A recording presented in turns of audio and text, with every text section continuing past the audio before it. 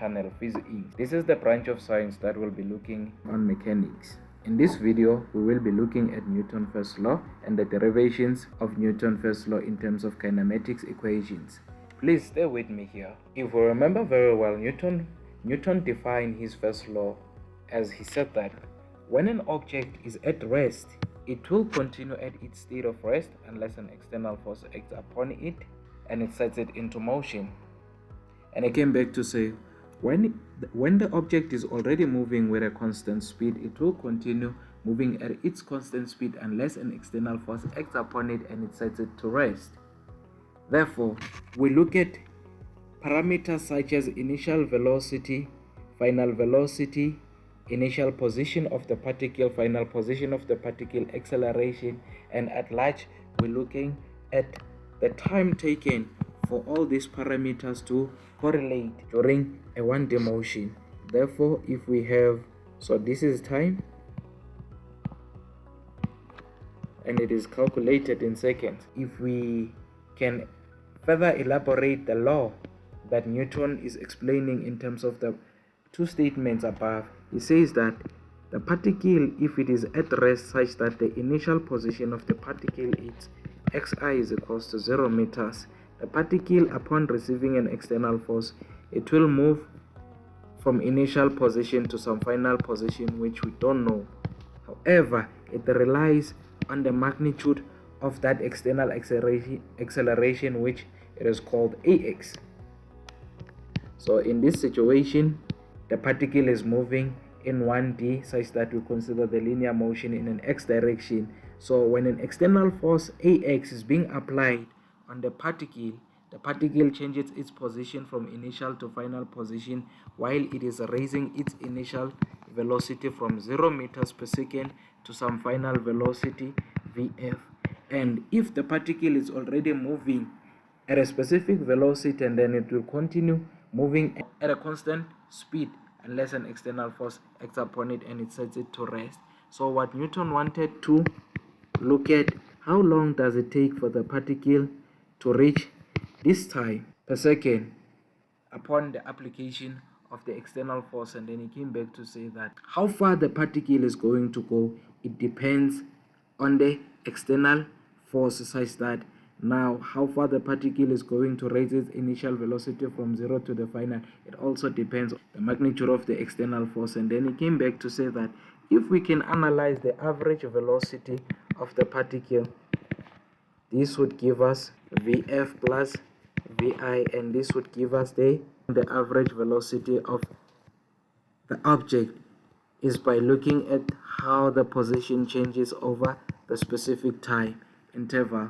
Therefore, he realized that these two equations, they are the same. Therefore, he equated the equations to say change in x over change in t is equals to Vf plus Vi divided by 2, and by cross multiplying, realize that the change in position can be found as long as you know the final velocity added to the initial velocity, divide by 2, and we just multiply by the t to find the first equation of kinematics. And then he came back again, he looked at the average velocity, the average acceleration, such that he was looking at the average external force, such that we look at the change in velocity over the change in time. And he said if we know the specifications of this equation such that we know the exact velocity, the initial velocity and the final velocity over a specific time, it will give us the specification of the magnitude of the external force. Therefore, from this situation, it just came down to say if you just cross multiply that change in t, it will give us a change in t Vf minus Vi.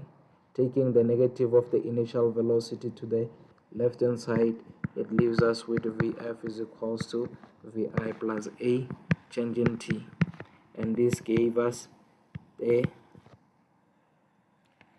second equation of kinematics. And then he said if you substitute equation 2 into equation 1 such that he derived that substituting equation 2 into equation 1, that will give us, so I took equation 1 as it is and wrote it down to be Vi divided by 2 multiplied by changing t. Therefore, from this situation, it was a case that we substituted Vf because equation 2 is given by Vf is equals to Vi a changing t. Therefore, we substituted Vi with Vf with Vi plus a changing t, and plus that Vi all divided by 2 multiplied by changing t. Therefore, from this situation, it just added the initial velocity, and the initial velocity they gave him 2 Vi plus a changing t divided by 2, and they multiply the change in t which is outside the bracket inside the bracket, and that gave 2 Vi change in t plus a change in t squared all divided by 2. And from this situation, just came back to say if we resolve the situation of the LCD from the denominator, 2 and 2 is gonna go out, leaving us with Vi changing t plus 1 over 2 a changing t squared. And then he concluded that this is the equation, is the third equation of kinematics. And for the fourth one, he went back again to the same average acceleration, such that we're looking at change in velocity over a specific time. And then he said if we know the specification of this, the actual acceleration will be given by Vf minus Vi divided by change in t. And if we make change in t the subject of the equation from this situation, you will have change in t is equals to Vf minus Vi over a. And it took this situation, it took this equation, and he said that if we take this and substitute, so he said we can take EQ and substitute into equation 1 again, such that equation 1 it is given by changing x is equals to Vf plus Vi divided by 2 multiplied by changing t. And now instead of changing t there, he said let us put Vf plus Vi over 2, and we substitute changing t with Vf minus Vi divided by a. And from this situation, he said that the change in x can be written in terms of, he now dealt with the denominator which is 2 multiplied by a, and he multiplied by 2 multiplied 2a throughout the numerator, such that this will give us, on the left hand side it will give us 2a change in x, and on this side will be remaining with Vf plus Vf minus Vi. So I said that if we multiply both brackets, we will use the FOIL method, such that this will multiply in this fashion from the top, and this will give us on the left 2a change in x. The right hand side, it is given by Vf squared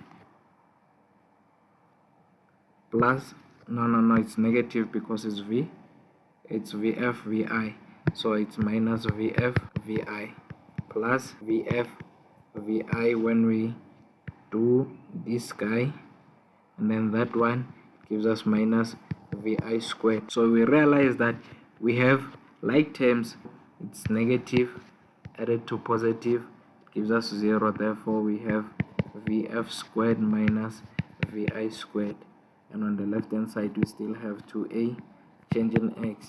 And he said if we take the negative of the initial velocity squared into the left hand side, we will have Vf squared being equals to the initial Vi squared plus 2a change in x. And from this situation, realize that he found the fourth equation of kinematics. So for a quick recap,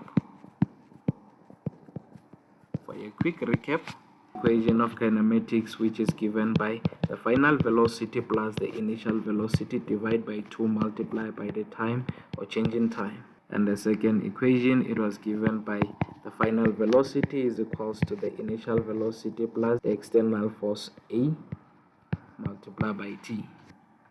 And third equation, and I will write it as Vf squared vi squared plus 2a changing x, and again changing x is given by vi changing t plus 1 over 2a changing t squared.